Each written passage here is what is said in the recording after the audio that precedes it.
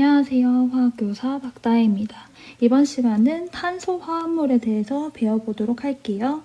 탄소화합물이란 뜻은 탄소가 들어간 화합물이겠죠. 그러면 탄소가 들어간 화합물의 특징은 어떤 게 있을까 배우는 거구나. 이런 접근 방향을 가지고 함께 수업에 참여해 보도록 하겠습니다. 먼저 탄소는 원자번호 몇 번이죠? 6번이에요. 6번. 원자번호 6번이고 탄소는 14족 원소입니다. 이런 거 정도는 자연스럽게 나올 수 있도록 복습. 자, 14족 원소의 특징은 원자과 전자가 몇 개? 4개. 빈칸을 채우면서 함께 해볼게요. 첫 번째, 탄소화합물의 다양성. 자, 탄소 가로 안에 뭐라 쓰면 돼요? 화학기호 C. 탄소는 원자 사이의 결합을 기본으로 해서 탄소화합물이란 것은 탄소 말고 다른 것도 들어간다는 뜻이니까 누구랑도 결합할 수 있다. 수소 H, 산소 O, 질소 N, 황 S, 인 P, 그리고 F, Cl, Br, I 할로젠 원소들이랑 결합할 수 있다. 라는 거예요. 그래서 탄소가 수소, 산소, 질소, 황, 인, 할로젠 같은 거랑 결합해서 만들어진 물질, 이런 걸 탄소화합물이라고 부른다라는 거예요. 대표적인 게 CH4예요. 탄소 말고도 누가 들어갔죠? 여기서 말했던 수소가 들어갔네.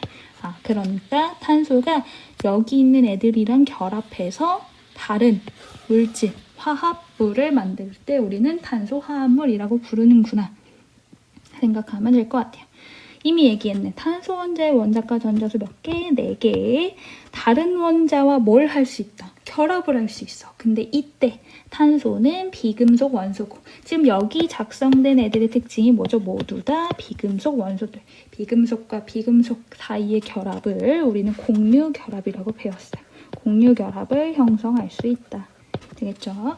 그러면 탄소와 탄소 원자 사이에 도 공유결합이 가능하다. 지금 여기랑 여기의 차이는 다른 원자랑 공유결합, 즉 탄소랑 수소랑 탄소랑 산소랑 이런 사이에서 공유결합 할 수 있다는 거고, 여기서 말하는 건 탄소랑 탄소 사이에도 공유결합이 가능하다는 뜻. 그렇기 때문에 가능했던 애가 바로 동소체예요. 동소체. 자, 밑에 동소체가 뭔지 이만큼 그림으로 나타나 있어요. 한번 볼게요. 이렇게. 그럼 동소체는 예를 들면 뭐 흑연, 다이아몬드, 플러렌, 탄소 나노튜브 이런 것과 같이 한 종류의, 그 한 종류가 누군 거야? 탄소만으로 됐단 얘기야. 탄소만으로. 왜? 탄소랑 탄소 사이에 이렇게 공유결합을 하는 거야. 탄소랑 탄소 사이에 공유결합해서 이게 탄소면 얘도 이게 탄소야. 얘랑 얘 사이가 공유결합돼서 한 개로만 이루어져 있는 거야. 그러면 흑연을, 그러니까 메테인을 CH4라고 썼던 것처럼 얘를 나타내려면 어떻게 해야 될까? 흑연은 C라고 쓸 수밖에 없는 거야. 왜? C가 몇 개 쓰였는지 모르는데 C로만 돼 있으니까. 그렇죠? 다이아몬드 뭐라고 써야 돼? 똑같아. C로 써야 돼. 왜 몇 개인지 몰라. 자, 플로렌은 그런데 가로치고 이미 써있어. 몇 개라고? 60개라고. 즉 C60이 플러렌의 화학식이 되는 거예요. 탄소 나노튜브는 누가 봐도 탄소가 굉장히 많지만 얘도 어디서 끊어야 될지 몰라. 어디에서 끊어서 몇 개다 말할 수 없기 때문에 그냥 탄소라는 원소 한 종류로만 이루어져 있다고 해서 얘도 C로만 나타냅니다. 이게 굉장히 특징적이기 때문에 2009 개정 교육과정에서는 동소체와 관련된 문제가 수능에서 굉장히 많이 출제가 됐었어요. 그래서 선생님 여기다 적었으면 좋겠다고 했는데 빈 공간이 너무 작아서. 흑연, 또 뭐 있었죠? 다이아몬드, 또 플러렌, 그 다음에 탄소 나노튜브, 뭐 몇 가지 더 있어요. 쭉쭉쭉 여러 가지가 있는데 대표적인 거 우리 이 세 가지에 대해서만 집중해서 볼게요. 자, 흑연 그림 한번 쭉 보고 와봐요. 어떻게 생겼어요? 이렇게 생겼죠. 이렇게.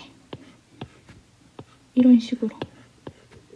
찾았어요? 그러면 자, 한 개만 집어볼까? 한 개 여길 딱 집었어.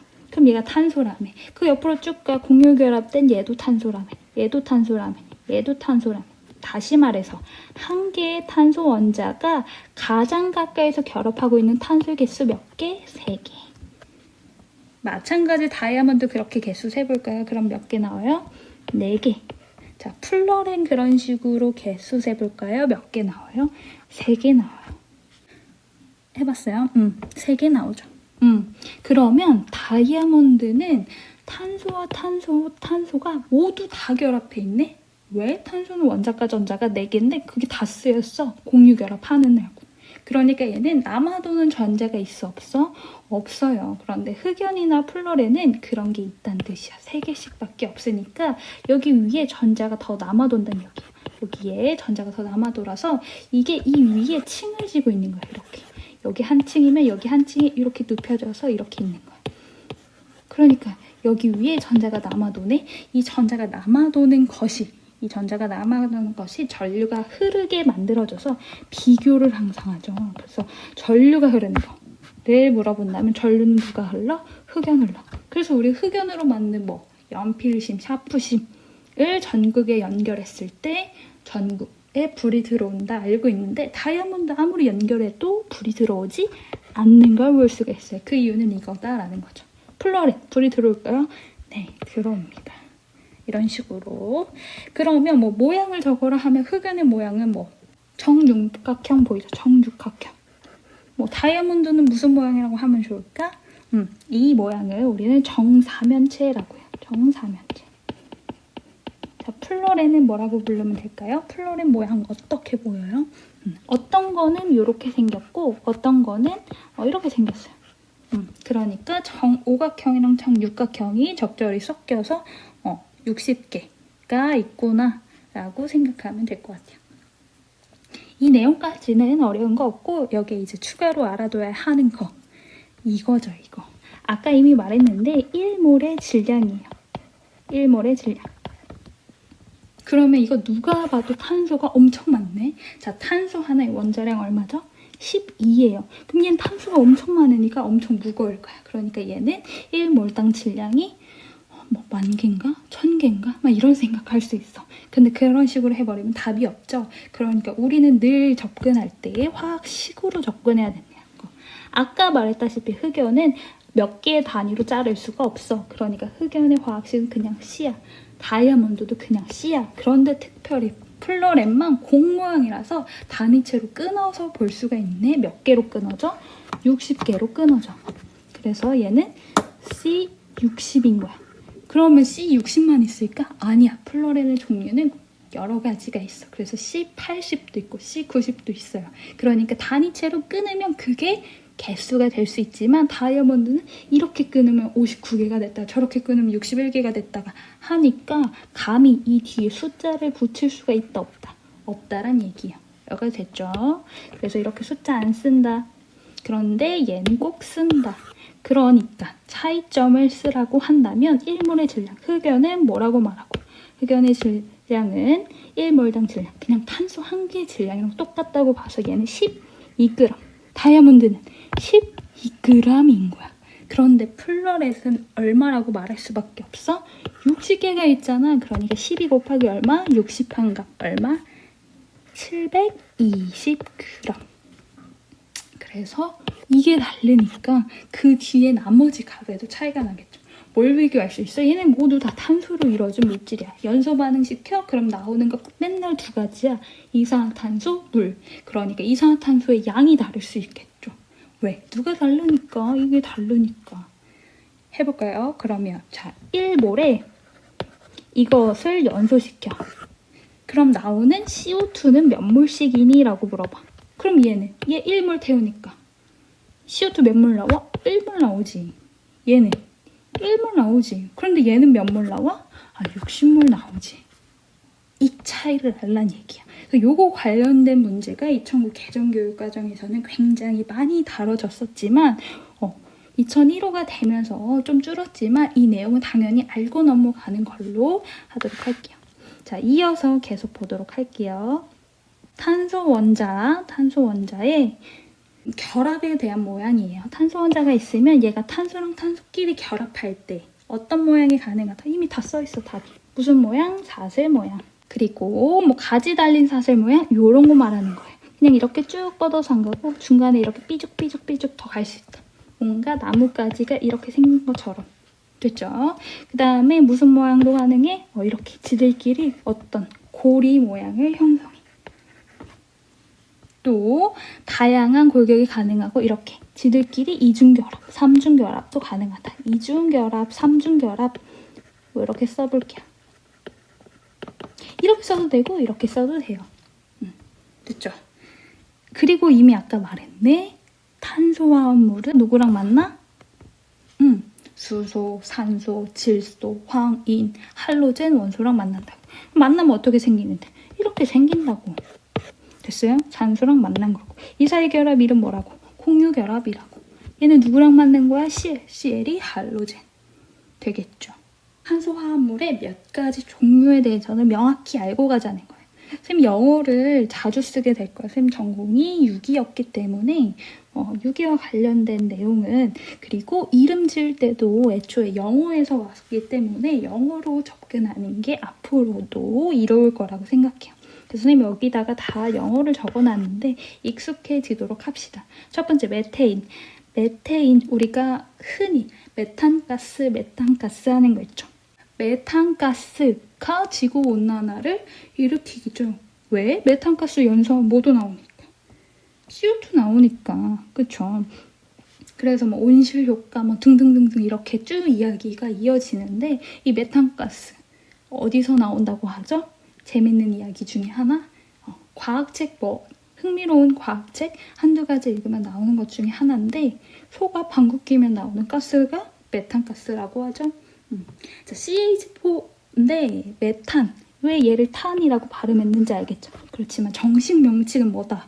메테인이다. 이제 우리 영어식으로 스펠링 보면서 이해하도록 할게요. 자, CH4 화학식은 이 구조를 우리는 정사면체 구조라고 하는데 이렇게 따라서 그려볼게요. 이렇게. 어때요? 보이나요? 삼각형이 이렇게 하나, 여기 하나, 여기 뒤에 이렇게 하나, 그리고 이렇게 밑에 하나. 보였어요? 정삼각형이 4개 있네. 면을 4개를 이루네. 그래서 우리는 정사면체라고 하는 거예요. 여기 보이면 돼요. 이 정사면체 센터에 누가 있는 거고 탄소가 있는 거고 각 꼭지점에 누가 있다고 보는 거예요? 수소가 있다고 보는 거예요. 여기까지 됐죠? 또한 자, 메탄가스 이미 얘기했네. 실온에서 어떤 상태? 기체 상태. 다 알려줬네. 그쵸? 그리고 얘는 무극성 분자예요. 극성이 없다. 극을 떼지 않는다. 그런 분자다라는 거고 무극성이기 때문에 물에 거의 녹지 않는다라는 거예요. 왜 물은 뭐니까? 극성이니까. 자, 그러면 극성은 무극성이 녹는다 안 녹는다? 안 녹는다. 그러니까 무극성 분자인 메테인은 물에 녹지 않는다. 적으면 되고 메테인이 가장 많이 쓰이는데 LNG죠. LNG. 그래서 우리는 연료로서 메테인을 보게 되더라. 그래서 화석연료 다룰 때 메테인이 꼭 언급된다는 점. 두 번째, 에탄올. 자, 에탄올 뭐죠? 우리가 알코올이라고 하는 부분과 항상 연결해서 생각해야 되는데 알코올과 에탄올은 같다 다르다? 다르다. 당연히 다르죠. 알코올은 뭐라고 써야 돼? 알코올. 알코올은 이거야. 알코올은 에탄올이랑 당연히 달라. 당연히라고 표현했지만 결국은 에탄올과 알코올 중에서 큰 개념을 물어본다면 알코올 안에 에탄올이 들어있는 거죠. 알코올 안에 에탄올이 있는 거예요. 다시 말하면 이렇게 말할 수 있어요. 알코올의 종류엔 에탄올도 있고 메탄올도 있고 프로파놀도 있고 등등등 여러 가지가 있다. 이렇게. 자, 화학식은 C2H5OH. C2H5OH. 중3 과정에서도 이미 나오는 거고. 자, 에탄올. 우리가 술, 소주에 넣어주는 거. 즉, 실온에서 어떤 상태? 액체 상태. 이미 본반에. 됐죠? 자, 물에 소주, 에탄올을 탔을 때 둘이 층을 지고 있나요? 아니죠. 잘 녹았어. 그러니까 얘는 극성 분자예요. 물에 잘 녹네. 확인됐고. 요즘 정말 많이 쓰이죠? 집에 있는 나 고생이 많을 텐데. 자, 에탄올. 어디에 쓰여요? 소독, 살균 작용. 그래서 손소독제에 에탄올이 많이 이용되더라. 좋은 이유가 뭐예요? 휘발성이 좋다라는 거죠. 휘발성이 뭔 말이야? 잘 날아간다라는 거죠. 잘 증발한다. 그래서 우리 시원함을 느낄 수 있는 거니까 우리가 휘발성이 좋다라고 하는데 그 얘기는 액체가 금방 뭐가 된다. 기체가 된다. 그렇다는 얘기는 끓는 점이 어떻다. 낮다. 자, 생각의 흐름 쭉 따라올 수 있도록. 그 다음 보면 아세트산 볼게요. 아세틱 엑시드 아세트산 CH3COOH. 자, 식초의 주성분 어디서 많이 들어봤죠? 이것도 중3 때 나오는 내용. 자, 식초에 넣어줬네. 물에 아세트산 넣은 게 식초니까 물에 잘 섞여 안 섞여? 섞여. 그러니까 아세트산 극성이야. 물에 잘 녹아. 여기까지 했죠. 그리고 이름에 뭐가 들어가 있어요? 아세틱 엑시드. 뭐가 들어가 있어? 산이란 말이 들어가 있네. 산이란 말이 들어가 있다는 것은 자, 산성과 염기성 했을 거야. 물에 녹아서 무슨 이온을 내놔야 돼? H 플러스 이온을 내놔야 돼. 여기까지 됐죠? 자, 네 번째. 아세톤 볼게요. 아세톤. 자, 아세톤 어디다 쓰는 거야? 여자애들은 잘 알 텐데 매니큐어 지울 때 많이 쓰죠. 냄새가 특별히 어떤 특유의 냄새를 가지고 있기도 하죠. 대부분의 유기물질이 냄새를 가지고 있는 편이에요. 자, 어떤 상태로 존재해? 액체 상태로 존재해. 물에다가 아세톤 탄 게 아세톤 그 매니큐어 제거제니까 물에 잘 녹아 안 녹아? 녹아요. 그러니까 얘는 극성 분자. 물에 잘 녹는다. 적으면 되겠죠. 또한 얘는 물에 잘 녹지만 얘 자체도 유기화합물이죠. 그래서 선생님이 대학생 때나 대학원생일 때 학교에서 실험을 하게 되면은 유기용매를 만질 일이 많아. 유기용매라고 하면 너무 어렵나? 주방에서 여러분들이 기름기 많은 음식을 다루게 됐다고 생각했을 때 세제를 많이 쓰지 않으면 손이든 고무장갑이 그 미끄덩거리는 느낌이 잘 지워지지 않죠. 씻어도 씻은 것 같지 않고. 그럴 때 아세톤을 쓰게 돼요. 실험할 때는. 그런데 우리가 실제 주방에서는 그렇게 하면 안 되는 이유가 뭐겠어요? 아세톤 먹으면 안 되니까. 그렇지만 실험할 때는 아세톤을 세척용으로 많이 써요. 왜? 다른 탄소화합물도 잘 녹여요. 그러니까 얘는 유기물질인데 대부분의 다른 유기물질을 다 녹여버려.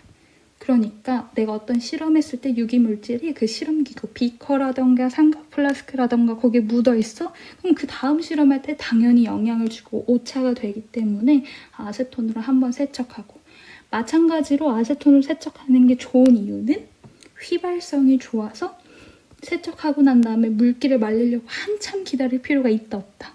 없다라는 장점을 가지고 있죠. 그래서 용매로도 많이 쓰이고 매니큐어 제거제라는 건 이미 알고 있는 사실이고 여기가 됐죠.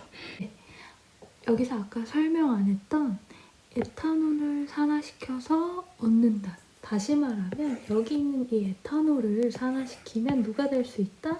아세트산이 될 수 있다는 얘기예요. 여기까지 알겠죠? 그러면 산화시켰는데 산이 됐다? 알코올을 산화시켰는데 산이 됐다.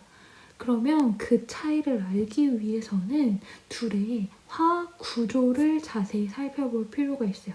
자, 그림에 집중해 볼게요. 이 그림과 이 그림을 자세히 들여다보고 차이점만 드러나는 부분에 표시를 해볼게요. 3초 줄게요.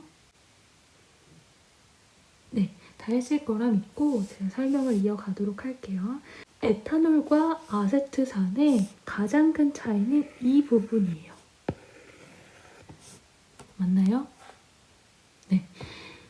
이 부분 빼고 위와 아래의 그림이 동일하다는 걸 볼 수 있어요. 그러면 산화라는 것을 다시 정의 내릴 수 있겠죠. 수소 2개가 사라지면서 뭐가 바뀌었죠? 수소 2개 대신에 산소 하나가 생겼어요. 즉 산소를 얻었으니까 산화 반응은 맞고 따라서 에탄올을 산화시키면 뭐가 된다? 아세트산이 된다라는 것에는 공감할 수 있을 거예요. 그런데 산소를 얻는다는 것을 다시 말해서 산화를 산소를 얻는다라고도 정의를 내렸겠지만 탄소화합물, 유기화합물에서는 수소를 잃는 것을 우리는 산화다라고도 말할 수 있구나.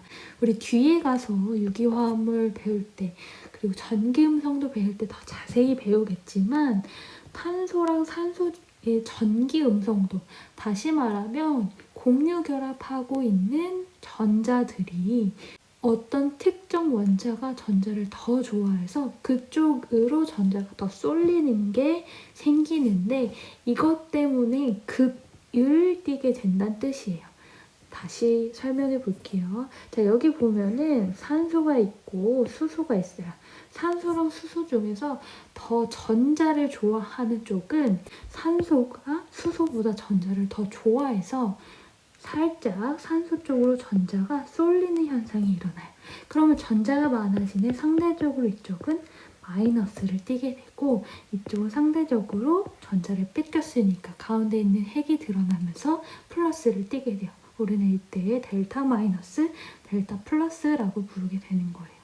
여기까지 됐죠? 탄소랑 산소 사이는 어떤 일이 일어나냐면, 산소 훨씬 전기음성도가 커서, 다시 말하면 전자를 더 좋아해서 공유 결합하고 있지만 산소 쪽으로 전자가 쏠려요. 그러니까 이쪽에 전자가 더 많네. 델타 마이너스, 델타 플러스. 여기까지 됐나요? 그러면 이 라인만 쭉 집중해서 볼게요. 그러면 얘는 전자 너무 좋아. 그럼 탄소는 이쪽으로 전자 엄청 뺏기겠네요. 얘랑 얘 중에는 얘가 더 전자가 좋아. 그럼 이쪽으로 전자 뺏겨. 그럼 전체적으로 전자가 이렇게 뺏겨지는 현상이 일어나요.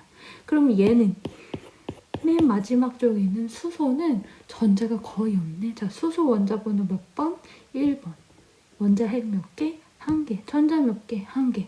전자 1개밖에 없는데 그것도 공유 결합에 쓰이고 있었어. 그런데 이 전자마저 살짝 뺏기는 느낌이 나니까 가운데 있는 누가 잘 드러나? 플러스가 잘 드러나.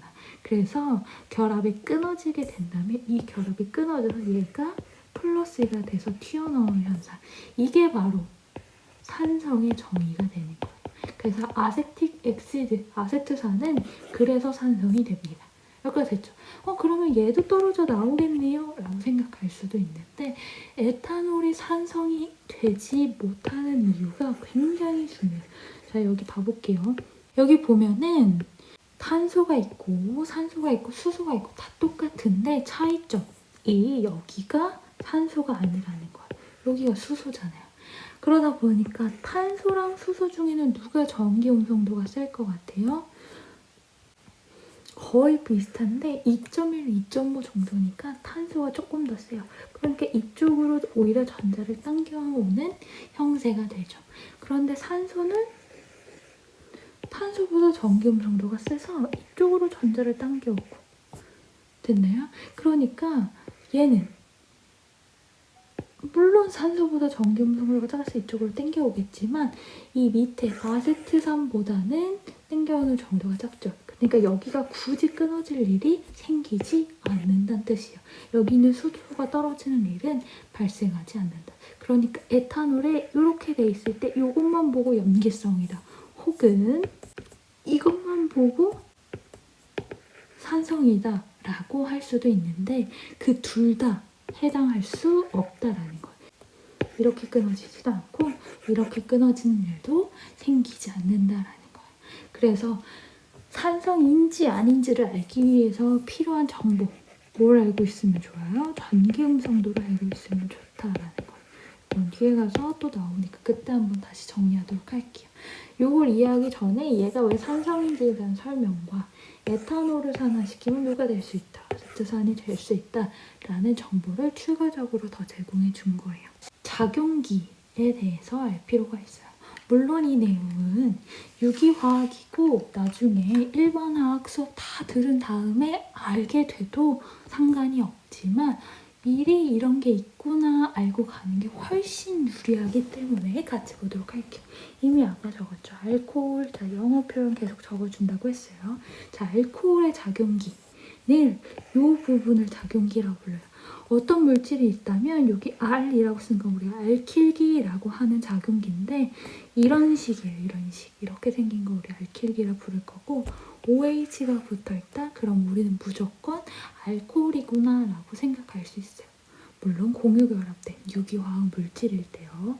그럼 알코올이니까 이때 이 작용기를 알코올기라고 안 부르고 이렇게 불러요. 하이드록시기. 하이드록시기. 하이드록시기가 있다면 대체로 물에 잘 녹는 편이다 라는 거 추가적으로 같이 정리하면 좋을 것 같아요. 케톤은 케톤. 톤으로 끝났죠? 누가 기억나요? 아세톤 기억할 수 있을까요? 케톤의 종류 중에는 아세톤이 있다라는 거예요. 아까 여기 알킬기에 해당하는 부분이 CH3, CH3가 될 수 있겠죠. 그래서 작용기는 요런 꼴이다 라고 하고 제일 중요한 부분을 C 더블 본드 이중결합 산소 이 부분인데 이 부분을 우리는 카보닐기라고 부른다라는 거예요. 됐죠?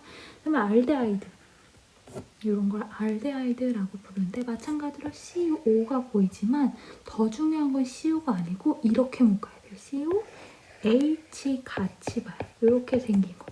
이렇게 생긴 거. 요거를 우리는 알데하이드기다라고 부르고 이 중에 중요한 부분은 요게 아까랑 똑같이 이런 거 우리는 카보닐기다라고 불러요. 예시를 이걸로 들었지만 우리가 더 자주 알게 되는 얘는 이거예요. 얘 이름이 뭐죠? 얘 이름이 포름알데하이드라고 부르는 거. 얘가 바로 우리가 세집증후군이라고 부르는 것의 원인이 되기도 하죠. 자, 이어서 계속 보면 카복실산, 카복실릭 엑시드, 카복시 엑시드라고 했는데 카복실릭 엑시드가 더 옳은 표현이고 얘는 COOH 어디서 많이 들어봤어요? 아세트산 여기가 안 써있지만 CH3가 있는 거나 다름이 없는 거 CH3, COOH 그러니까 여기다 뭐라 써야 돼요? 카복시기 즉 요 부분을 부르는 이름인 거예요. 되겠죠? 그 다음에 에스터라고 부르는데 얘는 RCOOH 요 부분이 있으면 RCOOR 요 부분이 있으면 우리는 에스터라고 불러요. 요 부분 찾았다. 그럼 얘는 에스터구나 라고 작용기 분류를 할 수 있어야 되고 그럼 이때 에터라고 돼 있는데 요즘에는 얘를 에터라고 부르기도 하지만 시약 부를 때는 얘를 이서라고 많이 발음하기도 해요. 그건 참고로 알아두고 에터는 ROR 그러니까 얘는 아까까지만 해도 엄청 자주 나왔던 누가 안 보여요? C 더블 본드 산소 즉 C 이중결합 산소가 안 보이고 바로 이렇게 산소로 연결되는 경우 이렇게 연결되는 경우를 에터, 이서라고 부른다. 이거 안 넣을까 고민 많이 했었는데 아민도 종류가 여러 가지가 있지만 우리 적어도 이 정도만 알게요. 1차 아민은 NH2가 있는 거 물론 알킬기랑 같이요. 안 적혀있는 부분에서는 이렇게도 표시해볼게요. 그렇죠? N 위에다 점점 같이 한 번만 표시해줘 볼게요. 나중에 가서 이게 엄청 중요한 의미를 갖는구나 알게 되겠지만 네, 이렇게 표시하면 이게 아민이에요. 여기가 알킬기가 되는 거고 NH2가 아민의 작용기를 나타내는 방법이다. 여기까지 됐죠?